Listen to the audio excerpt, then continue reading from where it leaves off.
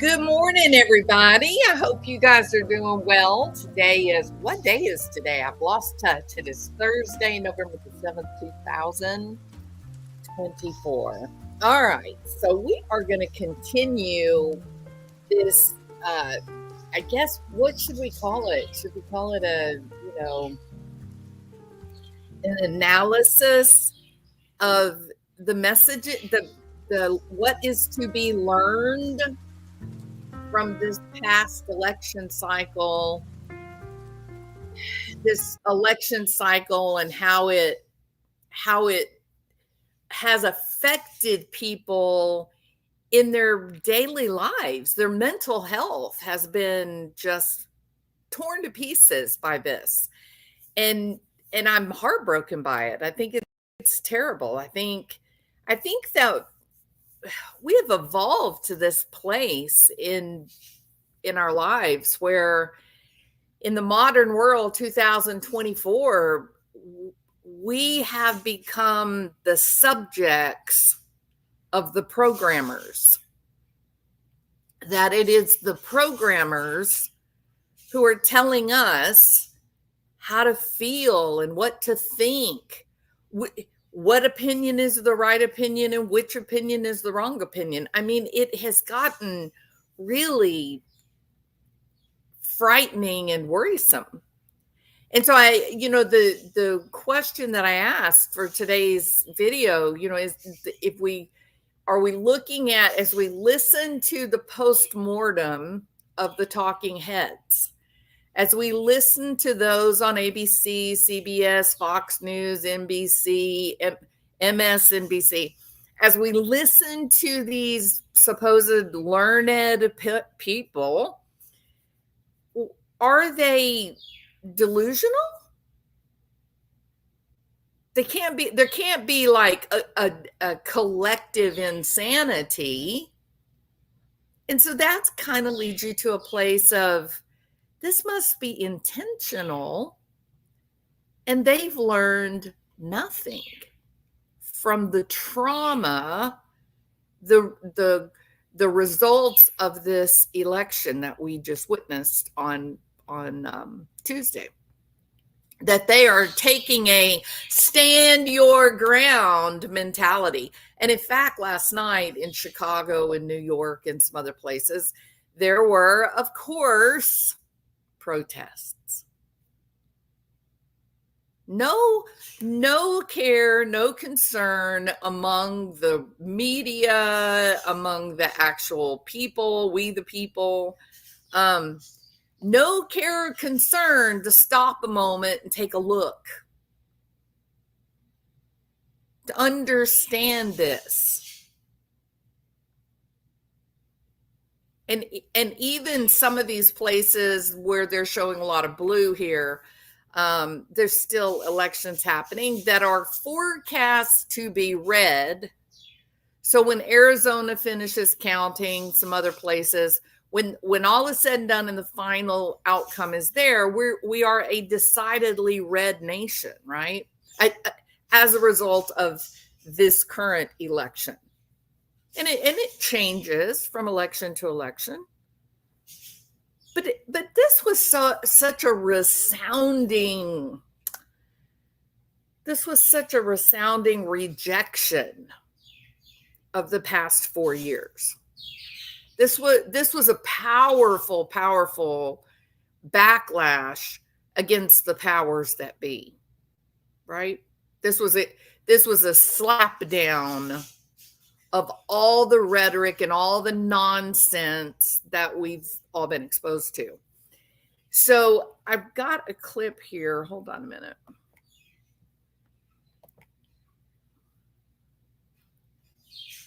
Why isn't it showing?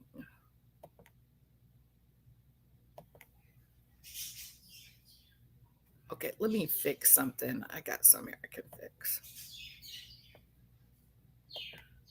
There we go. That makes it a little better. All right.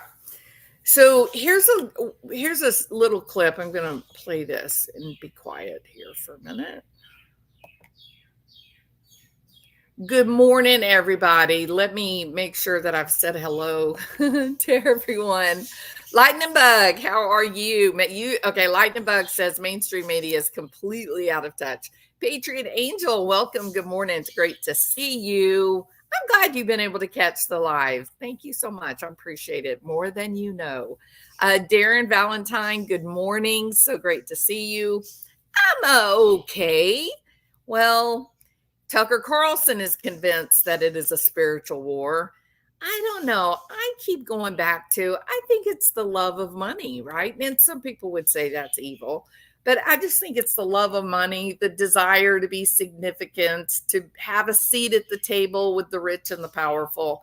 I think that motivates a lot of our elected officials to make terrible decisions. They're making the decisions that ingratiate themselves to the powerful, that fattens up their own bank accounts, and they have little regard. Once elected, they have little regard for what's happening to me and you, the people, the little people back home. They just lose sight of us, don't they, Danny boy? Mr. Dan Crenshaw, you piece of shit. Excuse my language, y'all. He is on the top of my list, if you know what I mean. Hey, Cattywampus, I was just watching your last video. All right. Yes, they did protest last night, but it was uneventful. It was pretty impotent. All right. So let's go ahead and take a listen to the talking heads, the oh so learned and wise among us, correct? I mean, look how nice he looks. He's so spiffy, and his eyebrows are trimmed up and coiffed. Just look at how great he looks. Surely he's smart. Anyone that looks like that ought to be smart, right? So we expect to hear some wisdom. Biden and the blame game. What went wrong? How is it possible that Adolf Hitler was able to take not only the executive branch, but has now flipped the Senate, and the House of Representatives remains red? How is this so possible? Doesn't the world know how evil they all are? Okay, so you're suggesting that we are a nation of evil people? That is simply not true. You guys are exactly like me. I'm exactly like you guys. Most of us, the grandest majority of us, we're simply trying to get by. We're trying to have happy children, healthy, happy homes, make enough money to keep the roof over the head and the wolf at the door. That's all. We're just trying to live. Nobody wants to harm anyone else. There are very few mercenary types of people, except for Dan Crenshaw. Dan Crenshaw is definitely mercenary. He will do anything for money. All right. So let's take a listen. These wise people are now going to tell us what went wrong. What happened Tuesday that caused a nation full of young women to be weeping hysterically on TikTok with snot going everywhere, screaming in agony, "Do you really hate me this much?" That was being directed towards the people that went and voted. These young women were in agony. They kept asking the question, "Do you hate me this much?" I cannot conceive of a nation where millions of people hate me this much. Why do you want me to fail? They completely personalized this. They were absolutely blown out of the water. It was terrible. It was so heartbreaking. You watch these people, they're in very real agony. They're not crazy. They're really upset. They really feel under threat. What makes them feel that way? The programmers, the messaging, They tell us that Donald Trump is Adolf Hitler, that he is a fascist, that women are going to be kept barefoot and pregnant in the kitchen. Joe Biden said they're going to put you back in chains.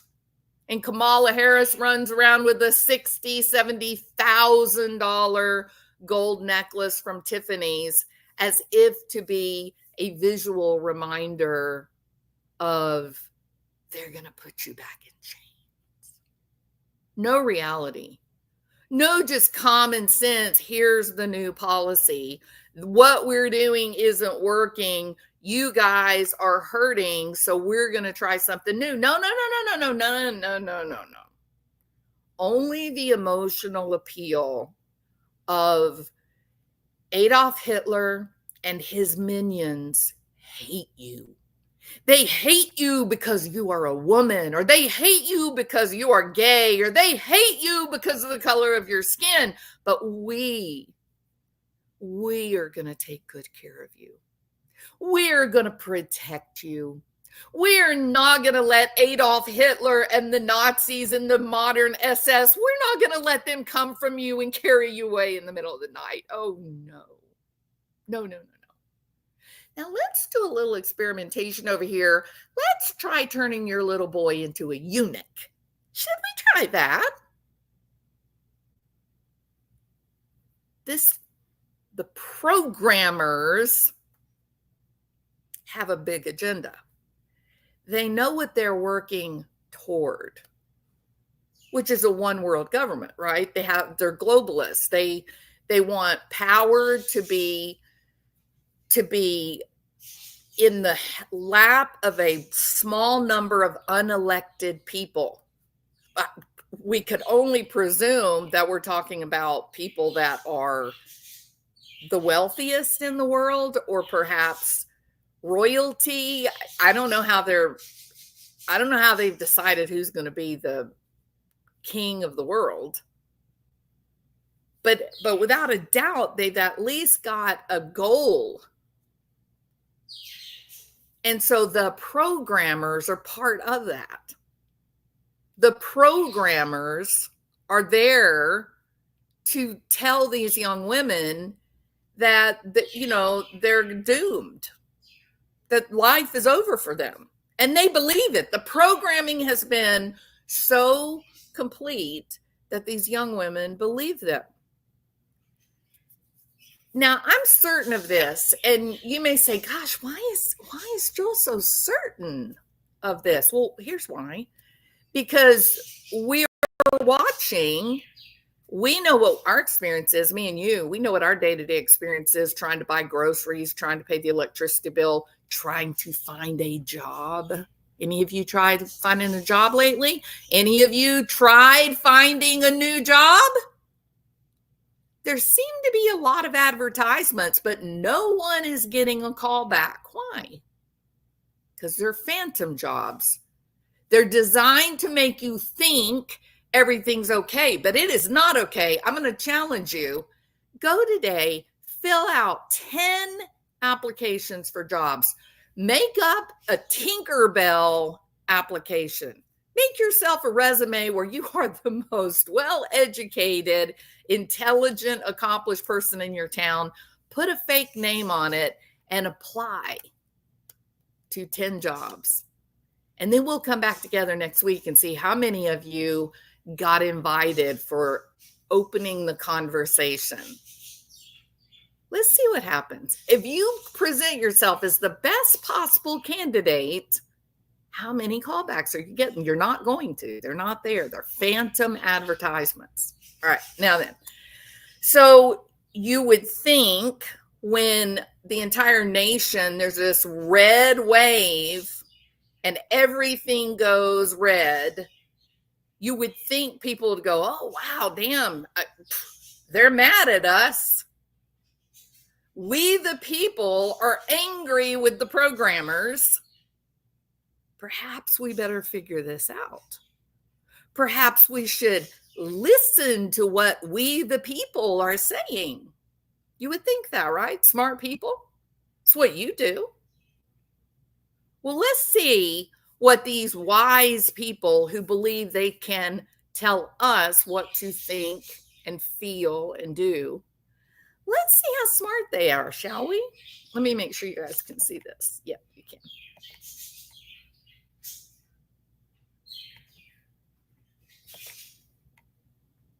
To pick their candidate going forward and perhaps to give that candidate more time to gear up for this battle with Donald Trump. The bottom line is there are so many questions, so few answers, and the Democrats have a lot of figuring out what to do next that begins right now. All right, Peter, thank you so much. We return to Hallie Jackson and Kristen Welker. So let's talk about that. There was going to be a lot of soul searching and hand wringing and probably some finger pointing. And let's just start where Peter brought it up. I mean, is the fundamental, the original. Now, please notice there's not a single male person on this panel. So all the women who are terrified about no more access to abortion, no IVF access, no more birth control, and all the other nonsense. Oh, you're never going to be able to get a mammogram or a pap smear. These people have been misled, manipulated, and lied to. All women, they're terrified after the election because Adolf Hitler, the guy who's going to take away women's health care, he's now been elected and he's got the Senate and the House. He's basically king. He can do what he wants to do come January 7th. So when they do this little talk the morning after, it's all women on the panel, not a single man. It's just women. That's notable. They're the programmers. And let's just start where Peter brought it up. I mean, is the fundamental, the original sin here that Biden stayed in the race when perhaps he should have stepped aside and had an open primary and perhaps Democrats would have had a better shot? Is that one of the... It's Biden's fault. It's the man's fault. Don't you understand that? Yeah. That's why women are losing women's health care because a man did something. They're programming you. They're using psychological warfare manipulation to change the way you experience the world, to alter your opinions, to make you question what may be real or not. Do not make the mistake of thinking that this is accidental. Don't make that mistake. This is done absolutely intentionally. Look behind, just look at the optics of this set. If you look far behind them, you see all the flags there? Nothing unusual about that. It was the election, right? It's nothing weird about that. I've got Tinkerbell posing in a red dress in front of the American flag. It's the election cycle. It's not a big deal, right? But what of the flowers? The planters on stage? I'm sorry, okay? Listen, the programmers have overstepped logic and reality. I don't expect, as a woman, to need flowers when I get my nudes. I don't need that. You know what?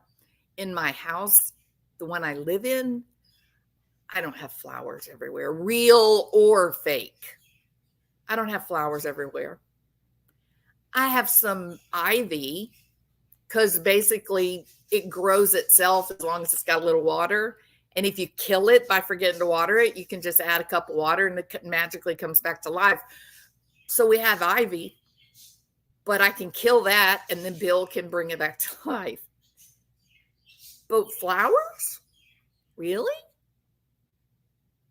This is organized to speak to women. This is supposed to make women, just like with The View, right? To rush to the Today Show in the mornings. Get your coffee, ladies. Oh my goodness, get your coffee.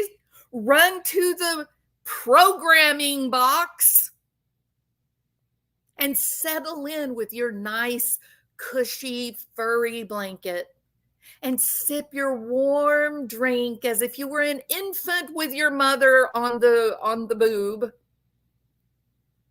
And then just relax and get ready to have your mind manipulated by these mother figures.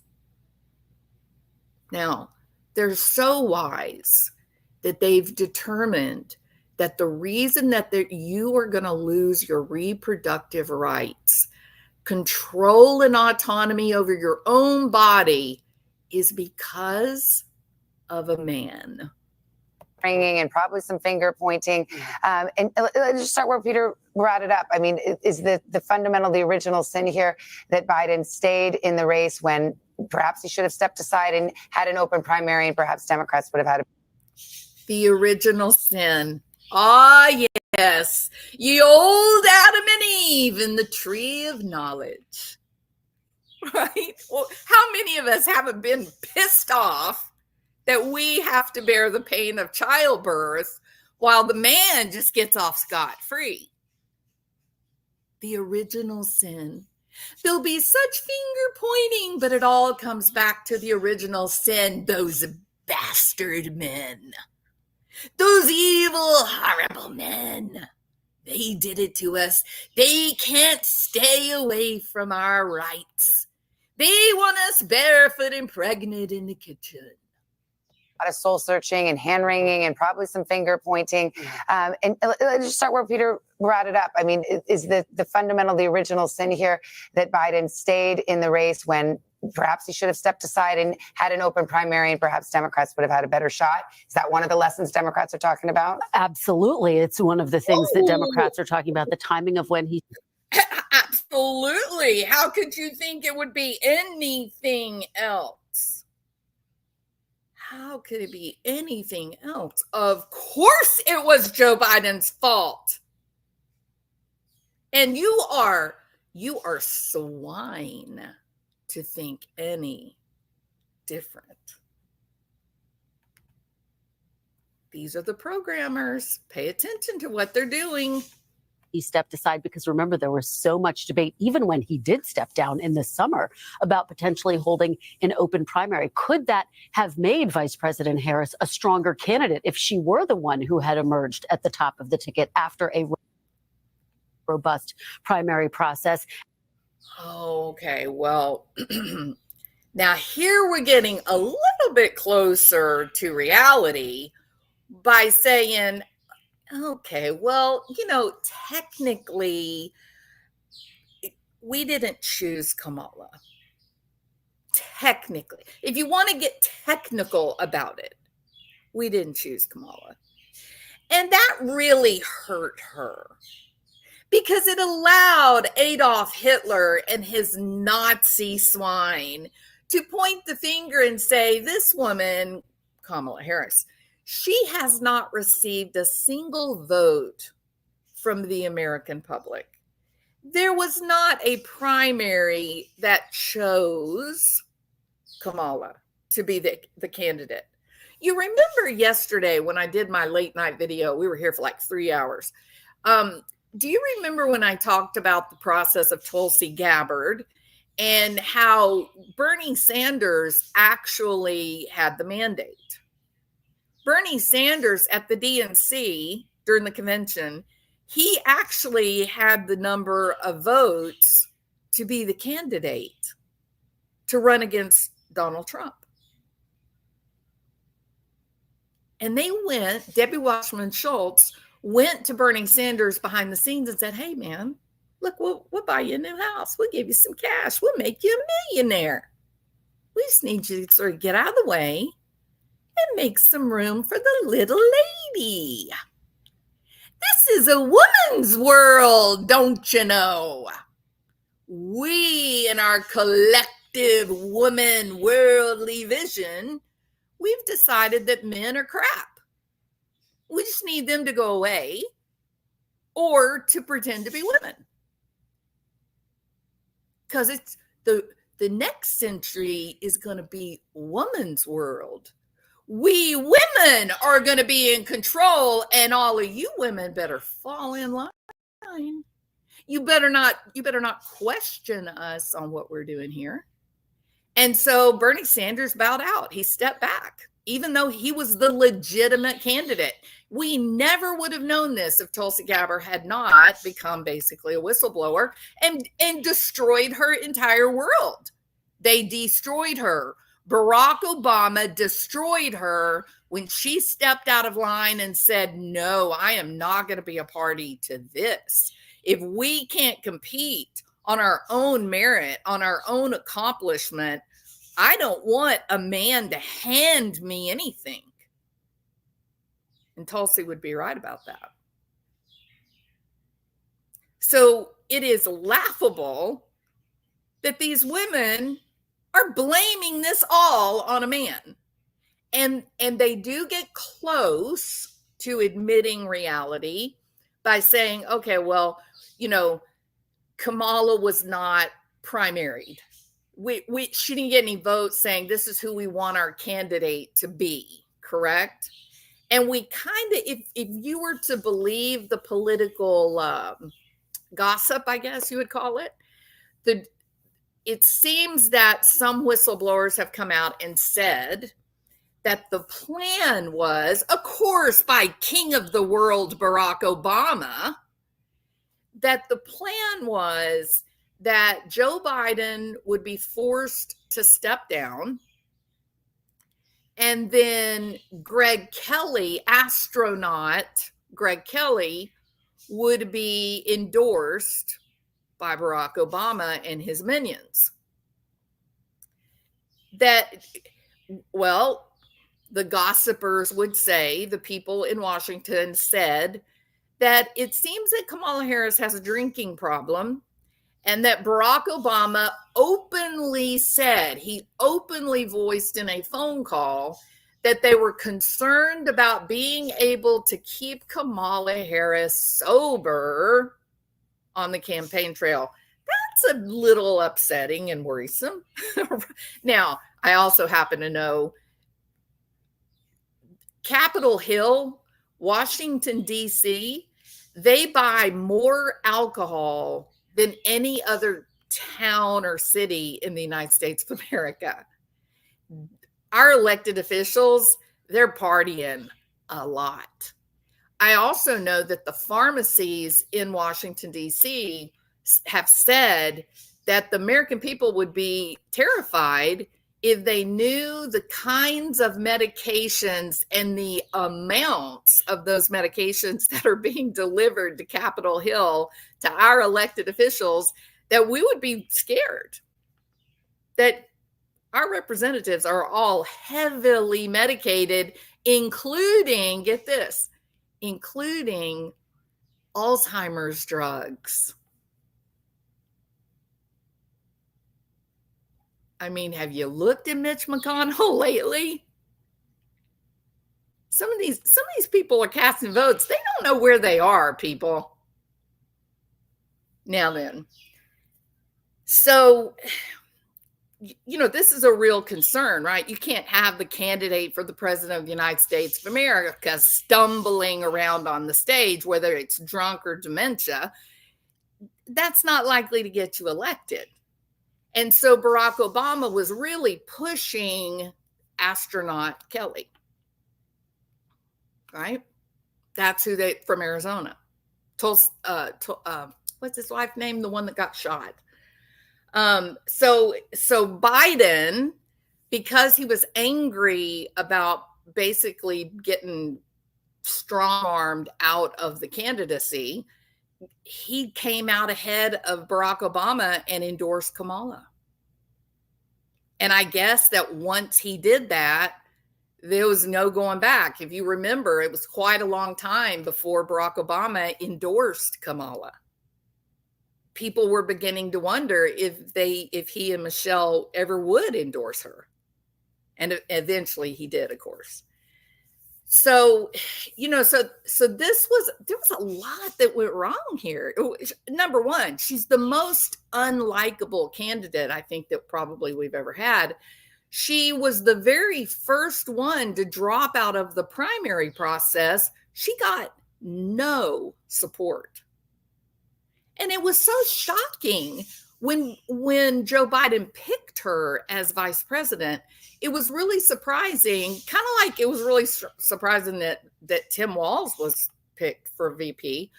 But I said, if you are Joe Biden and you are aware that you have dementia or have these problems, and you are also afraid of the head of your party, Barack Obama, you probably are not going to want a vice president who would be a really good replacement for you.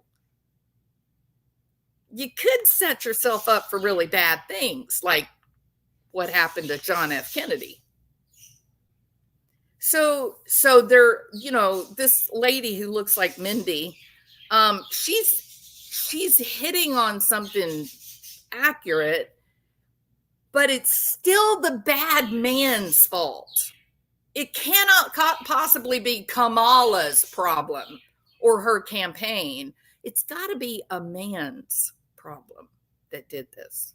Were the one who had emerged at the top of the ticket after a robust primary process. And also that condensed period of campaigning deprived her, I think, of the long runway that a typical candidate has to really lay out what they see their vision as if they were to win. But the problem is she's vice president of the United States of America for 4 very long years. She was the border czar. Everybody knows who Kamala Harris is. She was a senator before that. You didn't need a very, very intense, long campaign season. She's a damn VP. Stop. She's got accomplishment under her belt. People know who she is. She's got to run on her own merit. She's got to run on what she's done or not. In office. I mean, Trump winning the popular vote right now, the map looks almost all red. And there were a lot of things the Harris campaign was counting on. They were counting on a lot of women coming out. They were probably counting on a lot of minorities coming out. A lot of them did come out, but many of them came out for Trump. That's right. And magically, Kamala, the Democrats lost 20 million voters. And those 20 million voters did not go over to Trump. Where did 20 million voters go? I think the 20 million voters are probably with the 350,000 missing children from the border. Maybe we should ask Barack Obama where they are.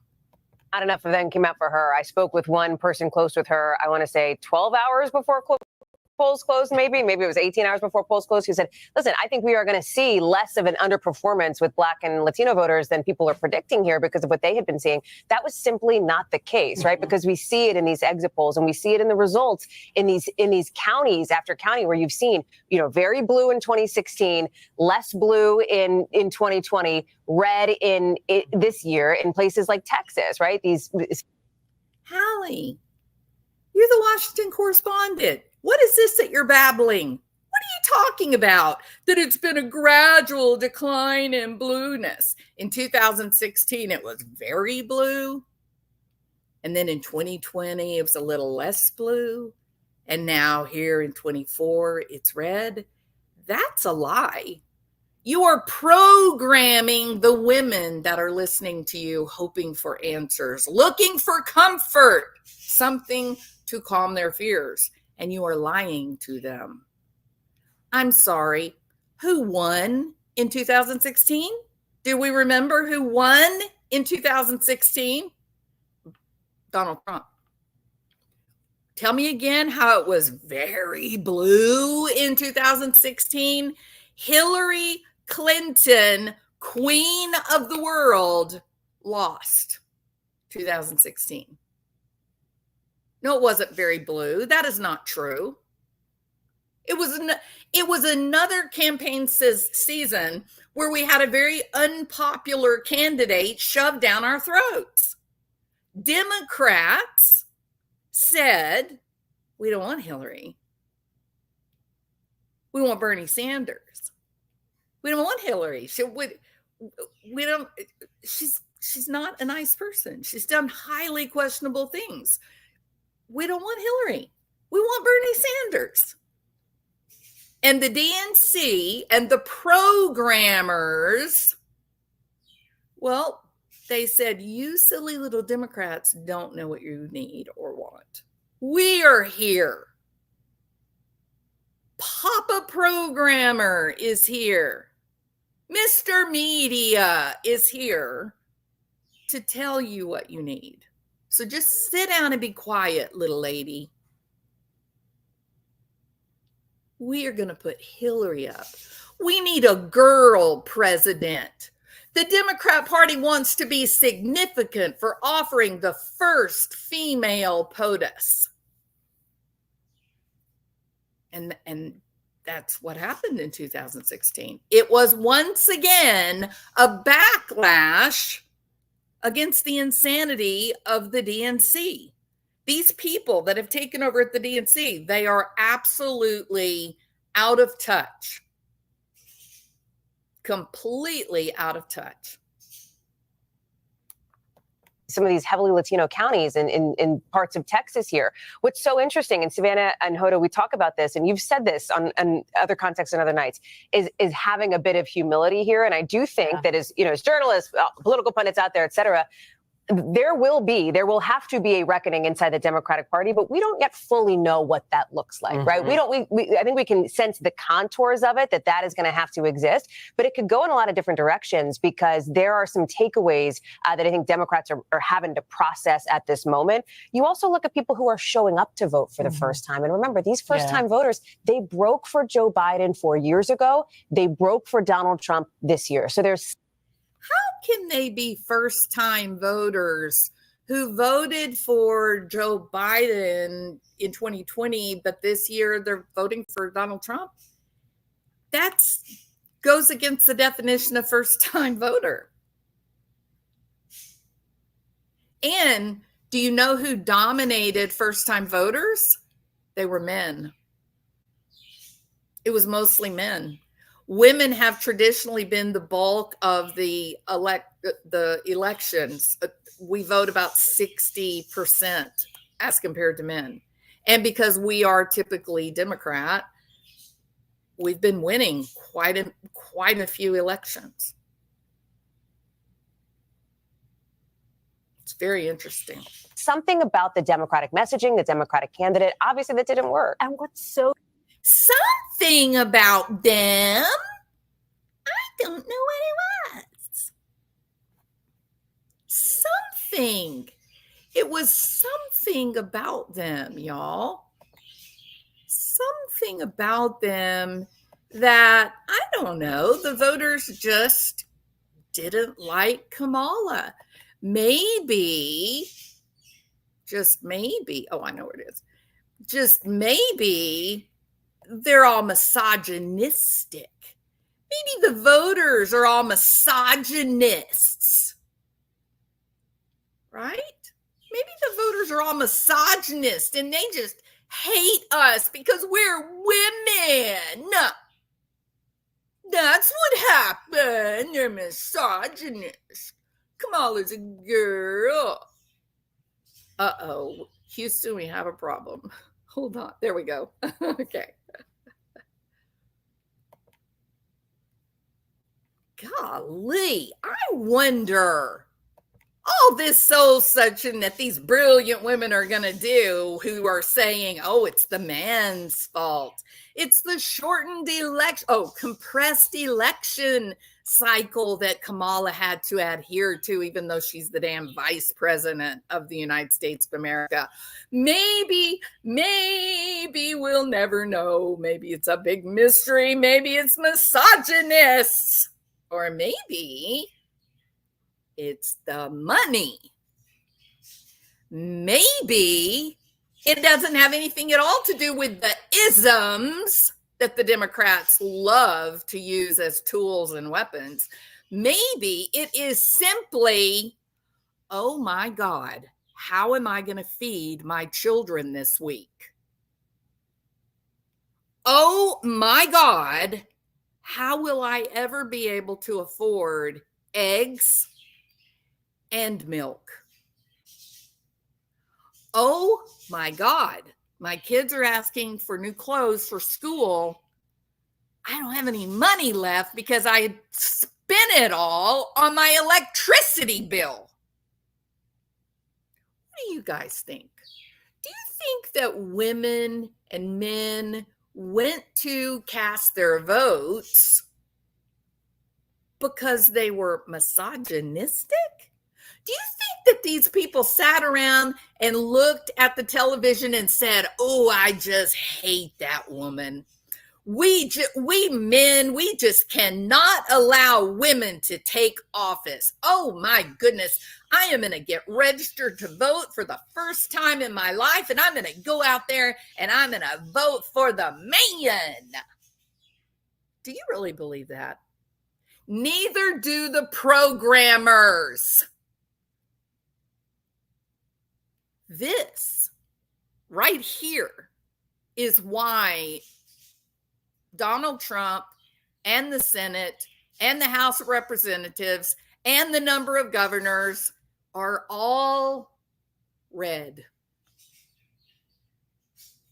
This is it right here.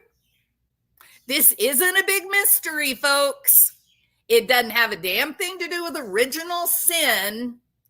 It has to do with you being a human being who simply wants to survive. It's no mystery. If you think about Maslow's hierarchy of needs, the very lowest level are our deficiency needs. That means, do we have food to eat, fresh water to drink, roof over our head? Is our body temperature regulated?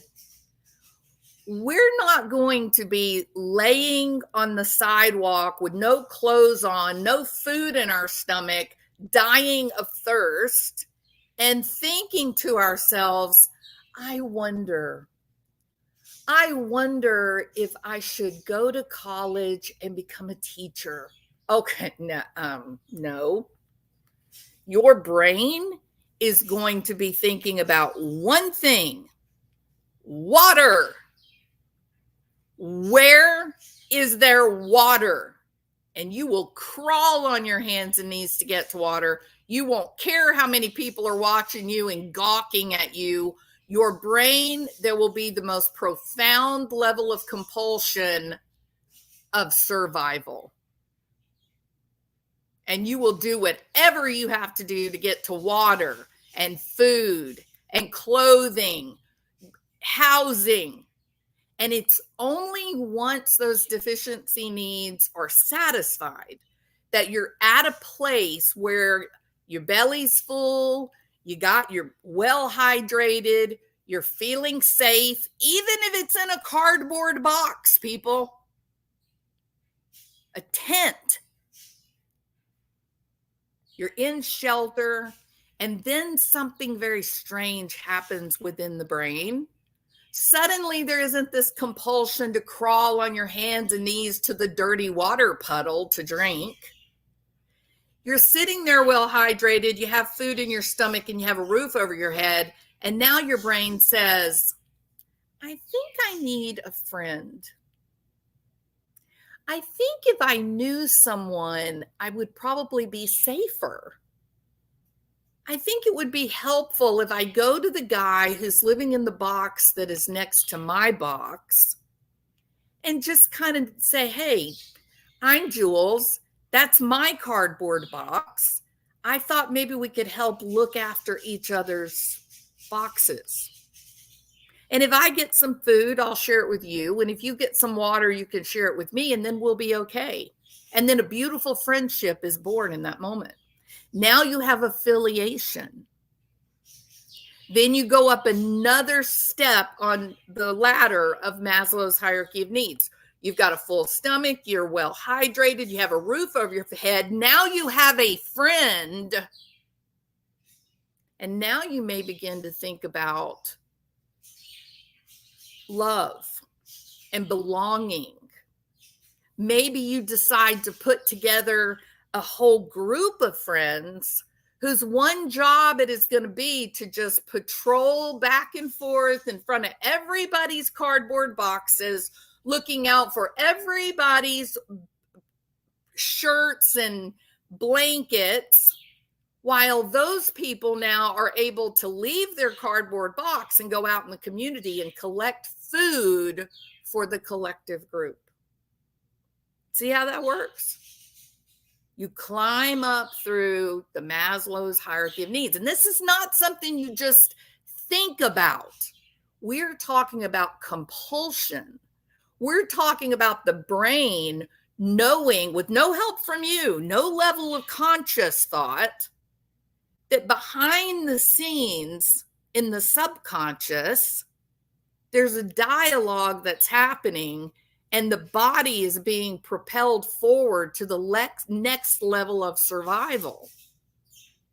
And finally, when you have more money than God and you're living in your mansion and you've got the finest foods in the world and you're surrounded by armed guards and life is so perfect, you begin to contemplate the trash in the oceans.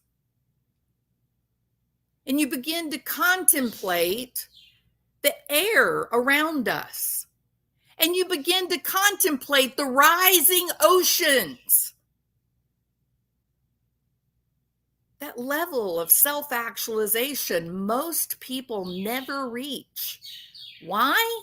Because of their deficiency needs.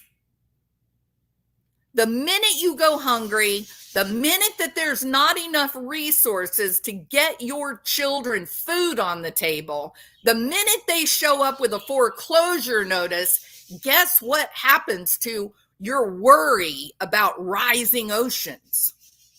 Goes right out the window. Nobody gives a damn about the oceans or the filthy skies or the sun. No one cares about that. They don't even care about crime in the streets.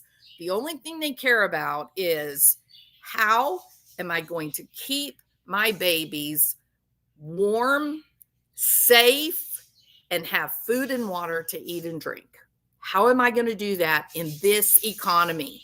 How will I do that? I used to survive on eggs. I used to survive on peanut butter. And now my dollar won't even purchase that. Now I'm going to show you what you're looking at here. The fact that these fools on television, the programmers, the fact that they're sitting there acting like they're oh so intellectual. Oh, they're so smart. Oh, I think this definitely, let's just get to the fundamentals. This goes back to original sin, ladies. These women ought to be arrested for a fraud perpetrated on the young women of this nation, scaring them to death with nonsense when the reality is so simple. Look at this chart. This is your buying power. This is what $1 will buy.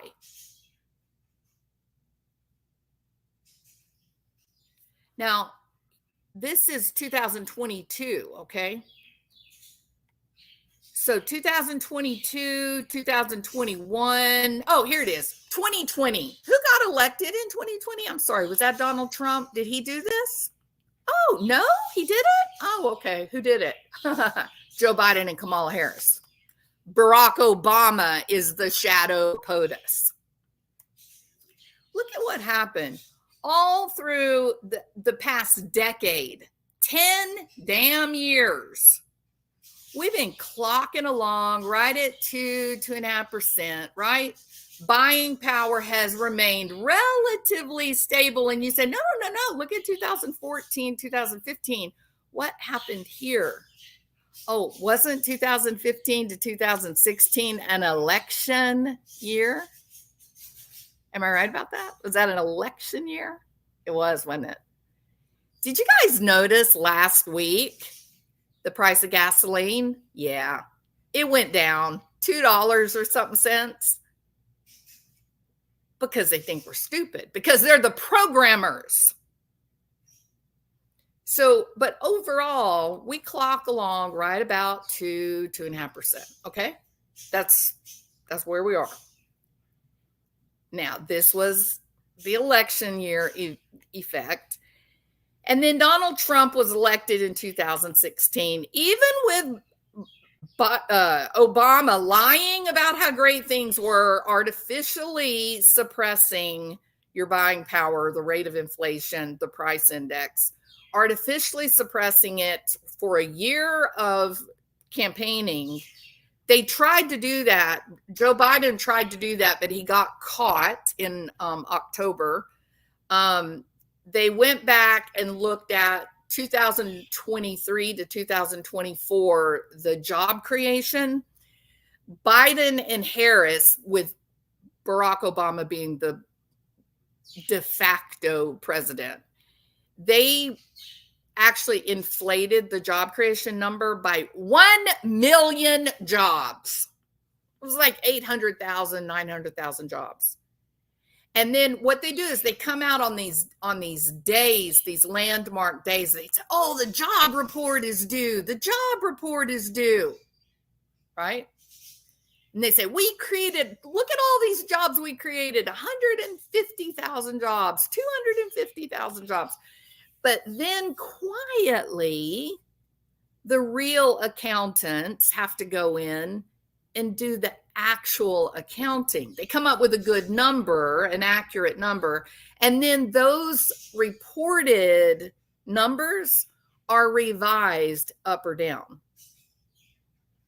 And we had this chilling, horrifying realization that when you added up all of the revisions from 2023 to September 2023 to September 2024, when you added in all those revisions, they lied to us to the tune of nearly 1 million jobs.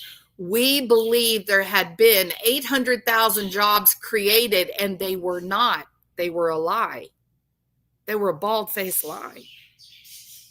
And then the very next reporting, everybody's saying, "Oh, we're going to have 115,000 new jobs created in September 2024. No, I'm sorry. I think it was October 2024. 115,000 is the projection. You know how many? Now that Biden administration was caught, they made 12,000 in a month for the entire United States of America. 12,000 jobs. That's it.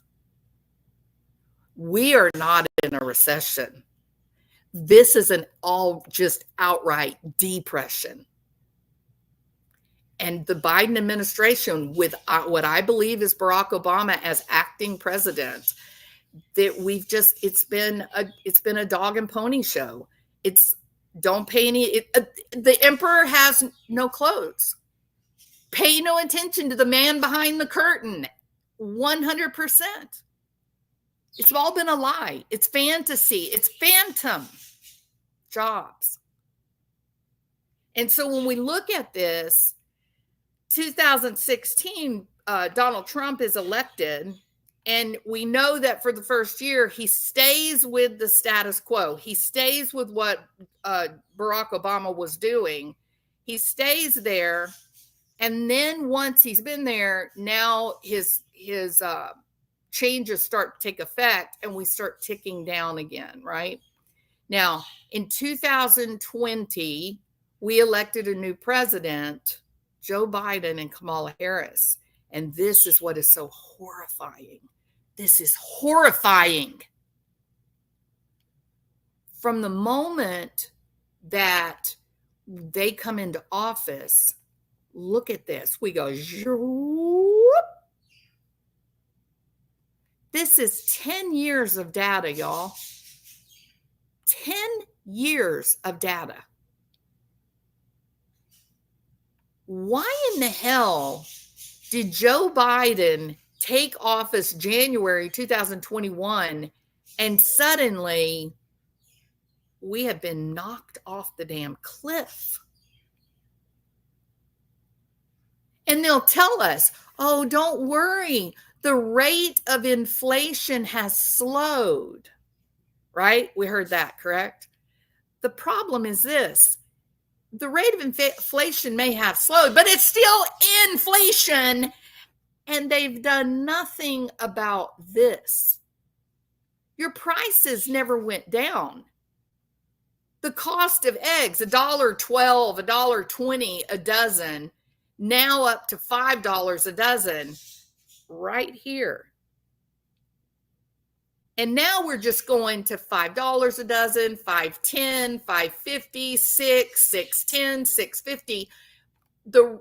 The rate has slowed, but it is still going up. There's been no reduction in price. And do you know what this bobblehead said, Kamala? She said, I'm going after those price inflators. I swear she's the most low IQ politician that I've seen speak. Look, sincerely. The reason that I say that is this: the grocery store, she's implying that the grocery stores are price gouging. Now, there's laws against that. You can't do that, okay? There's laws against it. But she doesn't care. She doesn't care. She just wants to program you, to tell you what to believe after scaring you to death. So she says, oh, these are people that are price gouging. The grocery stores are sticking it to you.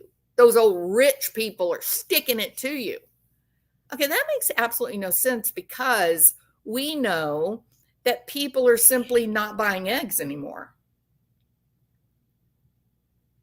It used to be one of the top purchases, and the reason is that you could get a high amount of protein for a small amount of money. And if the goal is survival, if the goal is for your kids to have enough protein and amino acids that their bodies are growing, their brain has the proper nutrition it needs to grow, then peanut butter and eggs were that was the way to do it. And we bought a lot of cereal because it was fortified with vitamins and minerals. So if you're poor, if you don't have much money, you have to really capitalize on calories, nutrition, and bulk, right? And so mothers learned a long time ago, okay, let me keep this together. I don't have a lot of extra money to play with. I need cereal for the vitamins and minerals. I need milk for the obvious, calcium and such, and it's fortified with vitamins and minerals. And then we've got to have protein. And the best way for the protein, the most cost-effective path to protein, are eggs and peanut butter. When the price of eggs jumped up to $5, $6 a dozen, you know what happened in America? Who knows what happened? Who knows what's going on right now today in America? Women like me, suburban moms, we are getting up in the morning. We're putting our Gucci slippers on, our Victoria's Secret bathrobe, and we're going outside to do what? Collect the eggs. True story. People, do a Google and look and see how many people now have their own chickens. If that is not a testament to how difficult it is to survive in the Biden-Harris world, nothing else is. It's crazy. Because if you can no longer afford cereal, eggs, and peanut butter, you're going to die. You're going to sit up in your little mech mansion and you're going to die. And that is what Biden-Harris gave us. It's right here. It's not hard to see when you look at what happened from 2021 to 2022. Is there some hard math here, or can your eyes tell you everything you need to know? You want an explanation for the red wave? There it is. This is pretty basic. Now, this video, it's not about economics. I'm not here to talk about money and all that. What I'm talking about is just the American voter. I'm talking about the people who went to vote, or even more important, the people that became motivated to do something. The people who said, my God, we're not going to last much longer. We're now getting in our Mercedes and going and sitting in 4 or 5 hour lines to get food from the food pantry. What are we going to do? We can't continue at this pace. And they went and registered to vote for the first time. And these people, Barack Obama, you asshole, you have the audacity to stand there and scream at men about being misogynistic, that they hate women and that's why they're not going to vote for Kamala. You dumbass. It doesn't have anything to do with male or female. It has to do with Maslow's hierarchy of needs and whether or not the American families, the American moms, the American dads, whether they are able to feed and house their children comfortably. That's all it's about. This is not complicated, but the programmers don't want you to know that. The programmers need you to think that this is all very, very, very complicated. They need you to depend on them. And I'm here to tell you, you don't need them. You don't need them telling you what to do. You know what your experience is. You know what your life is like day to day. And before I ever put this chart up, you knew something was going wrong with your budget. One young lady who was just weeping and her face wet with tears, snot coming out of her nose. She was a mess. She said, is my health care less important than the food that you put in your stomach? How dare you? How dare you worry about good food when I'm worried about my own health care? I was just blown away. I thought about playing some of those clips of those young women, but it felt exploitative, right? It felt icky and voyeuristic, I suppose, that you would sit and watch someone who's really in distress. These women are not pretending to be upset. They are devastated. They are legitimately disturbed. And I just felt like, even though it would really drive home the point of what I'm trying to convey, that the messaging coming out of the government, or worse, these dumbasses, that the message, oh, you can't see that because I've got mine. Sorry, let me reveal the dumbasses. Okay, there we go. There's the dumbasses. That the messaging that's coming out of this, let me get to the point. There we go. There's the dumbasses. Okay, sorry. That the messaging coming from the media targeting young women making them terrified that they are going to lose access to health care, making them terrified that their right to an abortion is far more important than other people's need to feed.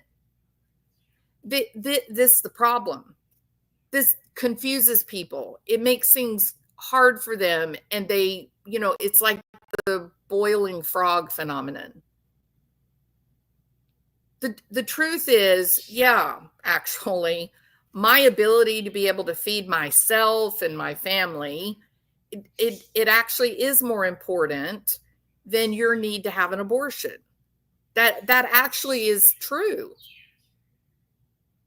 There's a lot wrong with that idea that an abortion is something that is fundamental to your survival, when food is absolutely fundamental to survival. You can live 3 days without water. You can live approximately 30 days without food. And some of us could even, some people who weigh like 400, 500, 600 pounds, they can actually live about 4 to 6 months with eating no new food. Their body will cannibalize the stored fat that's there. But you got to have water. There's no way around that. 3 days without water, that's as far as you can go. So the fact that this young woman was so traumatized and so upset, and she absolutely believes, like she is definitely the product of programming. She absolutely believes that there is a fundamental need of survival, and that without abortion, she will no longer be able to survive. How sick is that? That she literally said, how dare you choose your ability to buy groceries being more important than my need for women's health care? How dare you? And I was like, honey, you just have no idea what's going on in your head. You don't know what you're talking about. Of course, people's need to eat is fundamental to survival. But you can survive all day long without getting an abortion. So it's they've been programmed. And just look at this set. Look at this TV set right here. Tells you everything you need to. We are being programmed. So take the challenge. Okay. 2 weeks of no ABC, MSNBC, just a couple of weeks away from the news, away from the messaging, and see what happens to your mood. See if you feel better. See if you're thinking more clearly, right? What happens to your stress levels? What happens to your fear and anxiety? Because the programmers, they have an agenda. They want you to think in a certain way that will make you do things that they have already pre-planned they want you to do. Without your knowledge, they're not telling us what they're doing.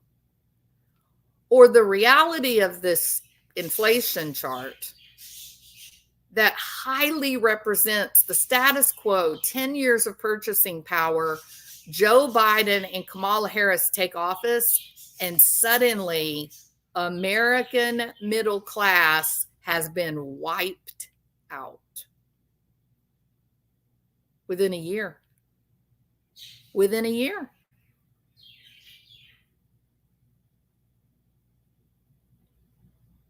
Be aware. Be awake. Be smart. Take the challenge. DB says, take the challenge. 2 weeks. See what happens to your mood. Just pay attention. What happens to your mood? Let's face it. Abortion is nothing more than a baby. Oh, that's in. Okay. It is very big business. The people behind it have made their fortunes. True. Alessia, most doctors refuse to perform an abortion unless the mother is in a medical emergency. That's truth. They can't find doctors that will do the procedure as a birth control device. It's not a birth control device, y'all. It's a dangerous medical procedure. And it's painful. It makes you sick. The women that get them have serious adjustment issues for years afterwards. It's being sold to young women as an easy out for a mistake, for a drunk night, right? It is a lot easier and cheaper to just go get on the pill. And now they even have the implants you can put in your arm so that you don't even have to think about taking the pill. That's a whole lot better than an abortion. How many women have ever said to the young women, well, just so you know, abortions are horribly painful, and the doctors cannot give you support medication. The doctors are not going to give you pain medication for this horrible pain that you're in. It's barbaric.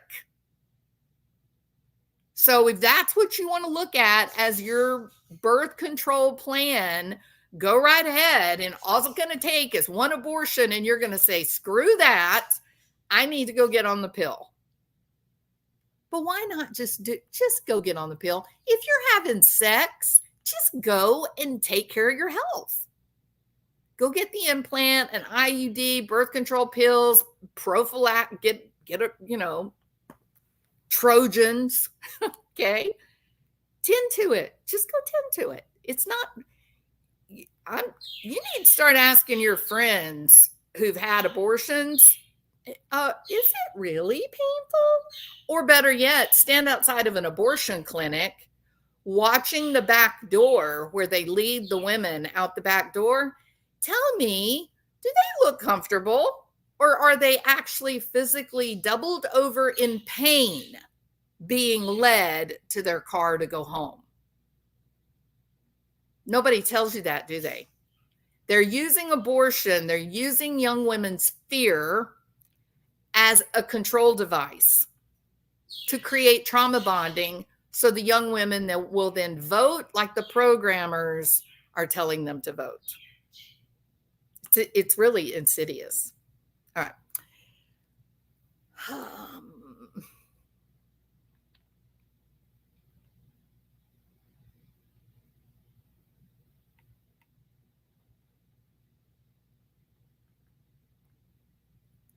Kim Clementi, whether you believe it's legitimate or not. Oh, Eva Schindler, hospitals do not perform abortions. True. The only time you'll see, and they're not called abortions, but the only time that you will see a hospital performing that particular procedure will be because something's gone wrong for the mother, for her health. And it's sort of I hate to call it a secret. It's not a secret per se, but if, let's say, the baby, for whatever reason, dies while it is still in utero, the hospitals will perform the procedure in the hospital. They're not going to make the woman leave the hospital and go to an abortion clinic. They're not going to do that. That would be inhuman. No, it's only the elected abortions, these abortion clinics, that are being sort of shut down. Hillary up on, I lost it. There it is. Hillary up on CNN saying President Trump is crazy. It's crazy. Young families cannot afford to raise a family. Very true, Eva. It has gotten very, very difficult to even I see individual young people that are not married and they don't have any kids, and they're crying because they can't make ends meet. Life is not supposed to be this hard, people. And you got to wonder, if we were not sending all this money to the Ukraine, to Israel, to Lebanon, if we were not funding all these illegals coming across the border, you got to wonder, would Americans be able to keep more of their own money that they've earned in their pocket so that they can pay the rent? My daughter and her husband have 2 small children. They are under 30, both work. They had to sell their house because they could no longer afford the note. They're now living in a camper on my property. Eva, my heart goes out to your beautiful daughter and her husband. Thank God that you guys have some property. Thank God, right? Thank goodness that our generation, before all of this insanity started, this debt-based society, before it started, we were able to accumulate enough to help our kids who are now really struggling, try to make it in the world. Thank God. And it doesn't have to be this way. We have got to start electing different people. And if you keep listening to the programmers, you will not be able to discern who the people are that we need at a particular point in time. All right.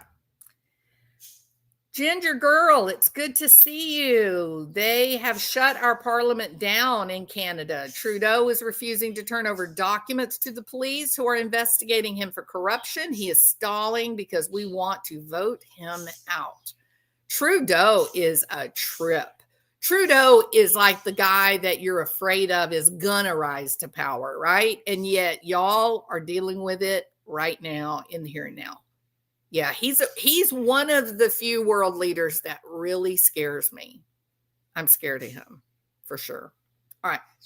I got to go. My day is about to begin. I hope that you have a wonderful day planned and that you're going to do something fun and happy and interesting. And we'll just continue down this